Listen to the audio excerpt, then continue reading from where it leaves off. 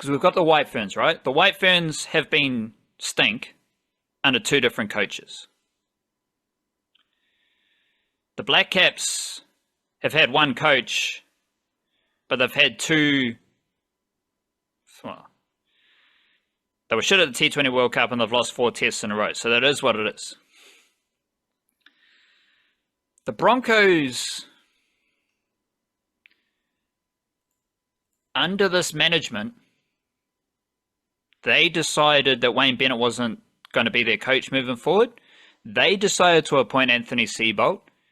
That took them to a wooden spoon. They decided to fire Anthony Seibold and hire Kevin Walters, and that's led to Kevin Walters' 4 seasons as coach. They made the finals in 1 year. So when I see that, that tells you that the organization might be the problem. Because if you've got some boss men tings in the offices, like Wayne Bennett finished 6th. He made the finals in 2018. They decided they didn't want him anymore. They decided to hire and fire Anthony Seibold. They decided to hire and fire Kevin Walters. So my point here is that when you have issues going across different coaches and across different playing groups, the people at fault are the people running the organization. And in this period, since they kicked out Wayne Bennett, the Broncos have made the finals twice in 6 years. So that tells you that the issue with the Broncos is probably the organization, the people running the organization. And I find that very interesting for a couple of reasons. First is the Kiwi-NRL wrinkle, because the Broncos have a lot of excellent young players from Aotearoa in their system. The Broncos have a sneaky presence throughout Aotearoa. They got Jordan Ricky from Christchurch. They've got academies and little setups around Aotearoa. So I'm curious as to what the Broncos are going to do with that. And part of this is I just don't think the Broncos are the same big Donnies right now. And this gets back to one thing we love to talk about, like, especially in the NRL, because your club, because your team, your franchise, your organization, because they were good in the 1980s, everyone just assumes that they need to be good right now. They were a powerhouse. Not the Broncos were a powerhouse more recently. I was just exaggerating the 1980s. But you're a Dragons fan, right? So like the Dragons, I don't know when their dynasty was, the 1950s. They're a powerhouse. 1960s. 50s leading into 60s, you know, let's be fair. We're talking 80s, I guess we're on that Raiders-Eels kind of buzz. Like the same story with it. There's a lot of these teams that do say things like this about themselves. Broncos, I guess, was 90s and early 2000s. Yeah. And it's a very Australian NRL thing to do, is to assume that a historically good team, a team that was good in a section of history, is still a powerhouse. Or that a team that was successful for a few years, 10 years, 20 years, whatever it was, a while ago, that it's good for the league when they're playing well. No. Like the NRL is awesome. There's a couple ideas that sounds like the good for the sport, good for the competition if they're doing good because they used to be good, sounds like Auckland Rugby. And because they were good in the past, therefore they should always be good. That sounds like Manchester United. So there's a lot of these examples around, but the NRL really knows how to boil down on these things. But the NRL is awesome, and the Panthers have won 3 in a row. Yeah. Like, the NRL being good has no relationship with your club being successful. The NRL is just an awesome competition. And the NRL is at a peak. Like, the NRL is huge right now. And one team's been dominating. Like, it's all good. But people are putting the Broncos on a pedestal that does not reflect their results. And they're putting it on a pedestal which does not reflect the decisions made by the current administration, the regime. I think that may or may not have implications on a very good Kiwi-NRL pathway for the Broncos. Like Xavier Willison, Dean Mariner, they were recruited from Aotearoa. Xavier Willison was recruited from nowhere. Like, he wasn't a big Donny in the rep teams. A lot of big Donny chat here. Forgive me for repeating that. But like Dean Mariner was a very good player. Don't know if he was a dominant force in Aotearoa, but the Broncos recruited them. And it was fantastic recruitment. They've got more in their system. But I don't know if the allure of the Broncos is still there. Now, this is fascinating when you compare it to the Warriors. Because if we go the last 5 years, the Broncos have made the finals once. So they finished last in 2020, 14th 2021, 9th in 2022, 2nd in 2023, 12th this season. In that period, like the Warriors were worse, let's be honest. They were better in 2020, they finished 10th. 2021, they finished 12th, slightly worse than the Broncos. 2022, they were second to last, that's worse than the Broncos. Last year, they were worse than the Broncos. This year, they were slightly worse than the Broncos. If you go so in that period, the Warriors have made the finals once, and the Broncos have made the finals once. I'm not sure if you're aware, or you've been living under a rock. You do get out in the bush. You do love a bit of hibernation out in the woods. Shout out to the woodsman. Shout out to the forest. Talk about you in a jiffy. There was a pandemic. And the Warriors... No, I must have missed that one. Yeah, righto. Yeah, fair enough. Lucky you. So the Warriors endured the pandemic. The Warriors had to move their whole organisation to Australia. The Warriors... So we've got the Broncos, we've got kind of iffy leaders who have overseen a horrible period for the Broncos. Maybe just a reverting down to the rest of the NRL crew.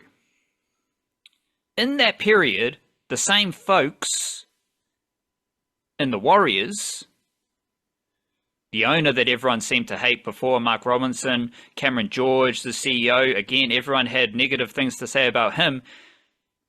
They helped the Warriors survive in the pandemic. They kept the Warriors alive in the pandemic.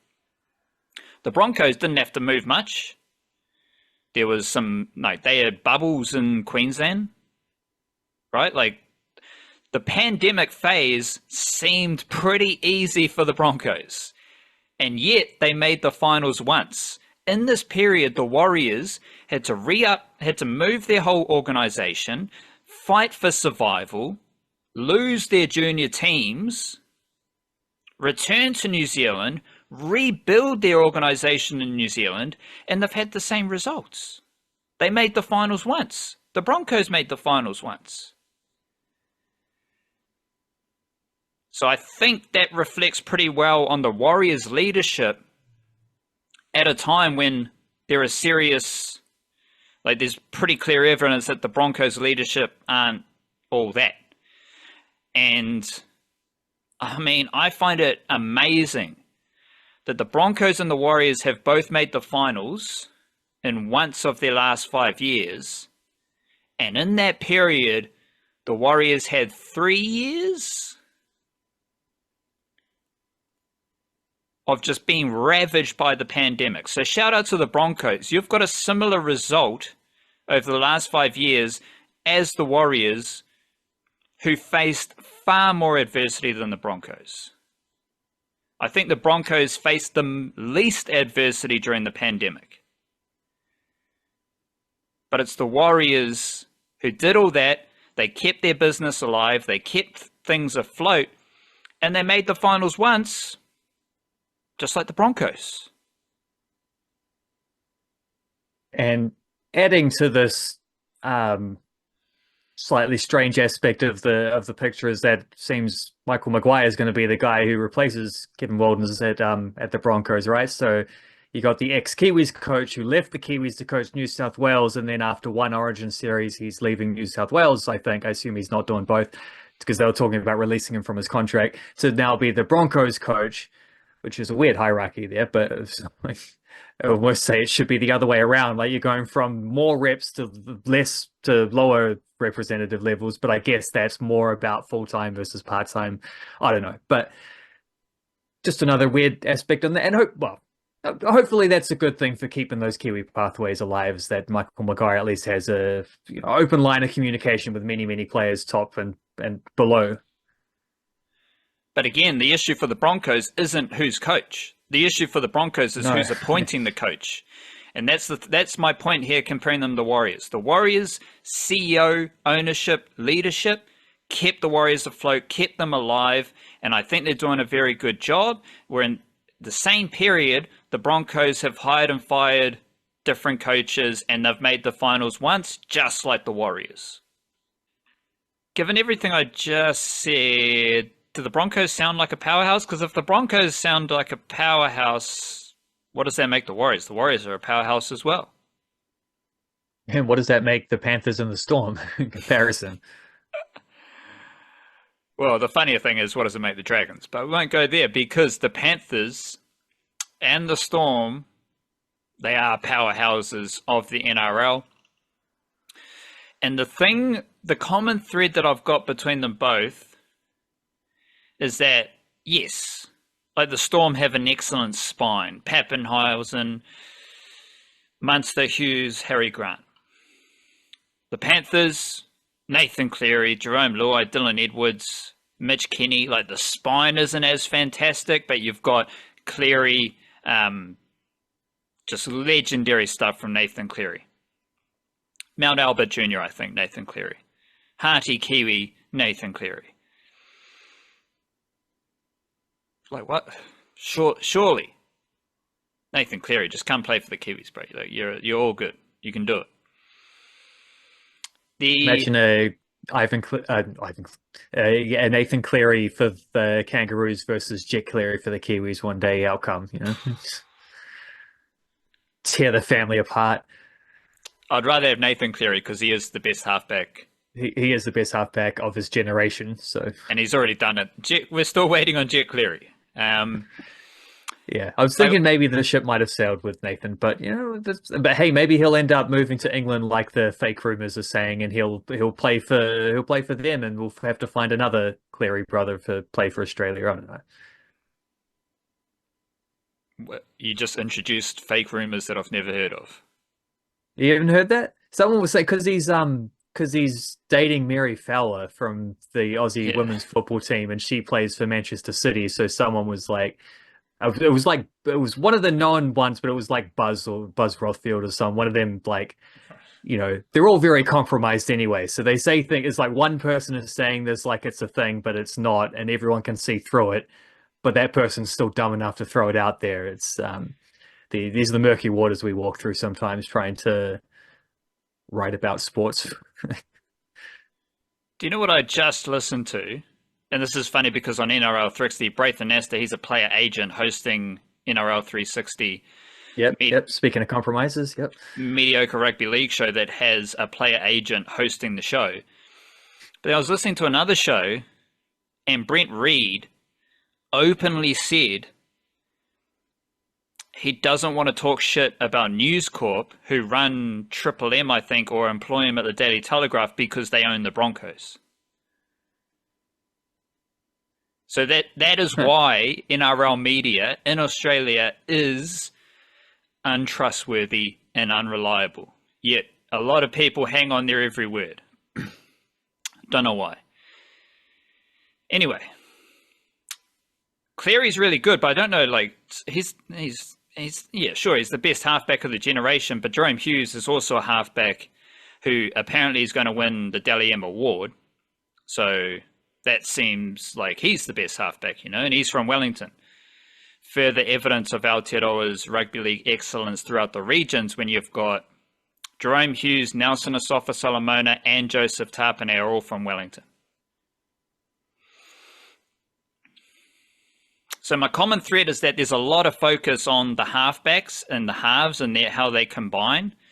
Yet both teams have Kiwis who offer insight into the fundamental rugby league aspects that a lot of this discussion overlooks.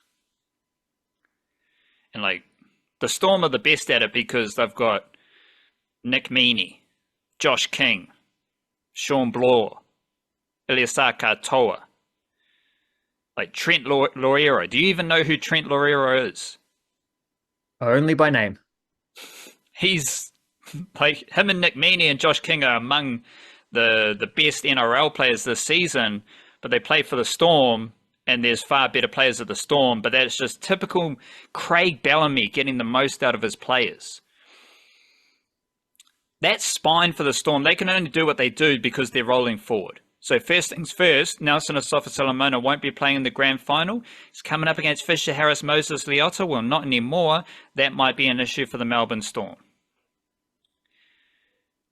But I think Will Warbrick and Alec MacDonald are my focus points here.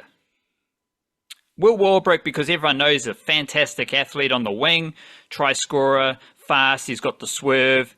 Doesn't have the sidestep, but he's got a fantastic swerve, I reckon. But his carries to get the set started, incredibly valuable. Because him and Xavier Coates, that's where you get your momentum to start. Then you get Nick Meaney, then you get Jack Howarth. That's how the Storm get on the front foot.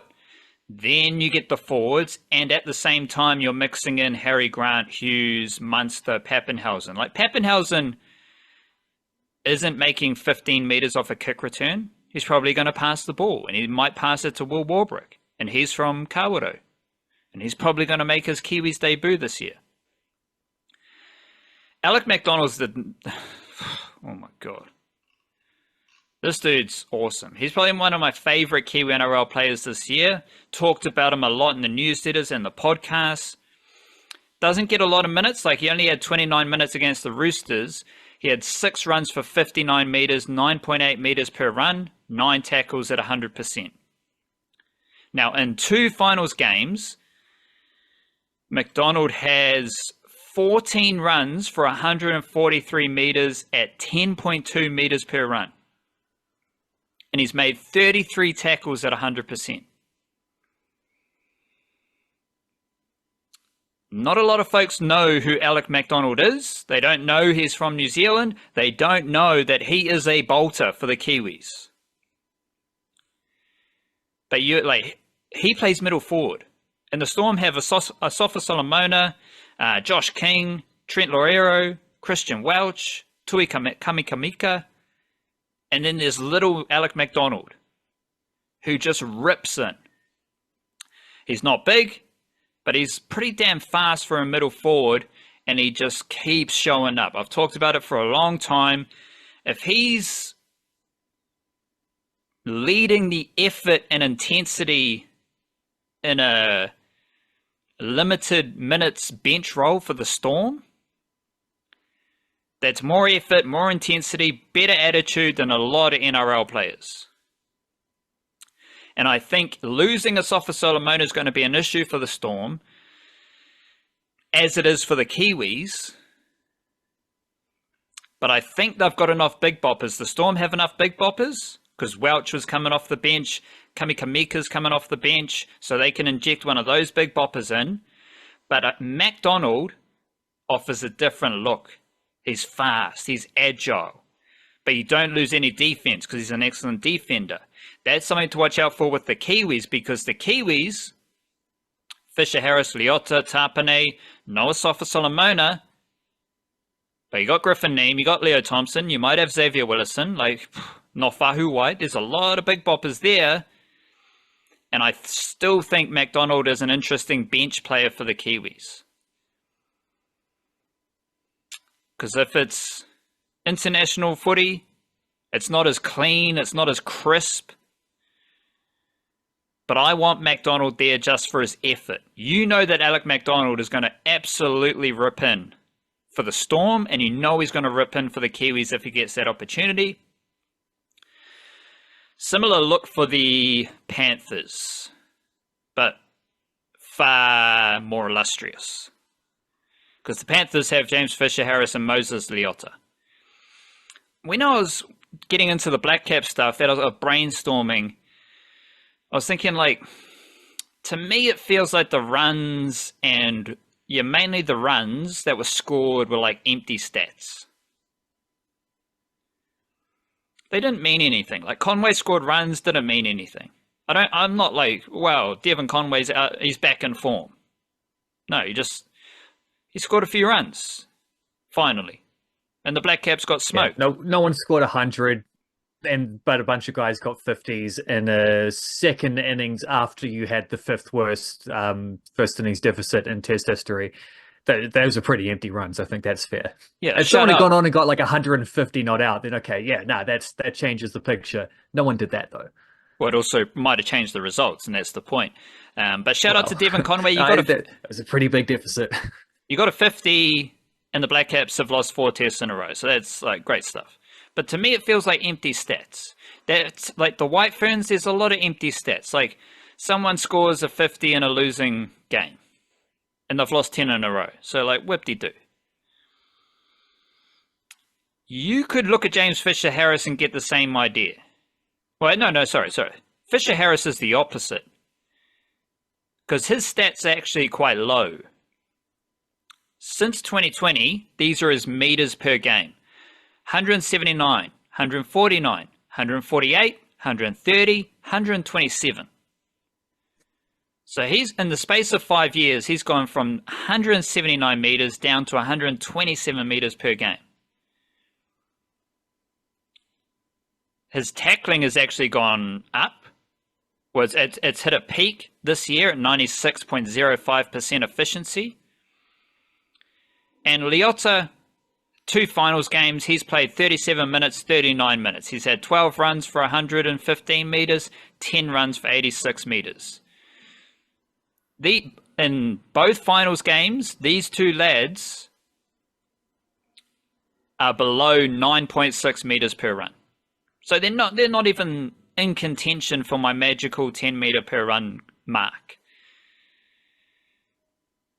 So it's like, no, and in these finals games, Fisher-Harris 95.4% tackling, 95.6, Leota 89.4, 93.1.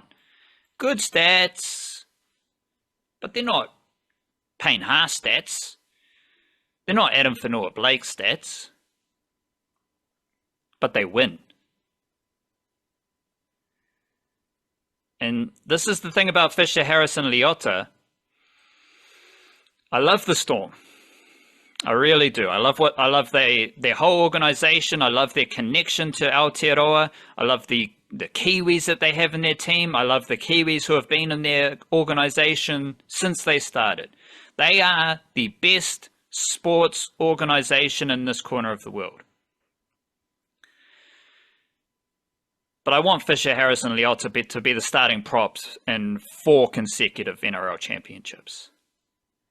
And the point I'm trying to make here is that they don't necessarily churn out the biggest stats, but they control the middle of the field. And if you're Nathan Cleary, if you're Isaiah Yeo, if you're Dylan Edwards, if you're Jerome Luai, what do you need to be done so you can execute your pizzazz? You need someone to control the middle of the field. Fisher-Harris and Leota have done it for a long time. They've done it in 3 consecutive championship runs, and they're on track to do it for a 4th. That's what I love about Fisher-Harris and Leota. They're not averaging 10 meters per run. They're not taking 20 runs. I mean, Fisher-Harris, 43 minutes and 50 minutes. He's not playing massive game time. But when they're on the field, the Panthers are doing well. Because against the Sharks, it was like a grind for the first kind of 20 minutes when they were on the field. And then the Panthers started to pull away when they came back on the field. What happened in the grand final last year? against the Broncos. Nathan Cleary gets into his wizard baggy, but that happens as Fisher, Harris, and Leota are coming back for their second stints. These dudes control the middle of the field in the NRL. So if you're controlling the most ruthless area of the field in the most ruthless sporting competition, that makes you the most ruthless dudes. That's who they are. So shout out to them. Speaking of ruthless, Annessa Biddle, she is ruthless. The Sharks beat the Broncos in the NRLW semi-finals. Sharks were fantastic, and Annessa Biddle didn't do much with the ball. She did score a try, but it was her defense. Like every tackle, she was smashing someone. And I love Annessa Biddle from Otara. She's awesome. She's going to play in a grand final now. Love to see it. The Sharks also have Brooke Anderson, who's an Aussie, and she is on track to play at hooker for the Kiwi Ferns, I believe. She played last year. She plays a lock forward for the Sharks and also did a bit of hooker. She's an excellent rugby league player, I reckon. The Roosters, they were too good for the Knights. The Roosters had Otessa Pule, Amber Hall, and Tiana Davison. Like, the Roosters were good. Unfortunately, Warriors signing Maya Hill-Moana has dropped out of the top 17 for the Roosters as they've started to win a lot of games, which is a bit weird. And in this game, Amber Hall had one tackle break and one offload. And I was watching the halftime or something like that, and they referred to Amber Hall as the cheat code. That's how good Amber Hall is. And she leads the NRLW on offloads. She's a tackle-busting freak.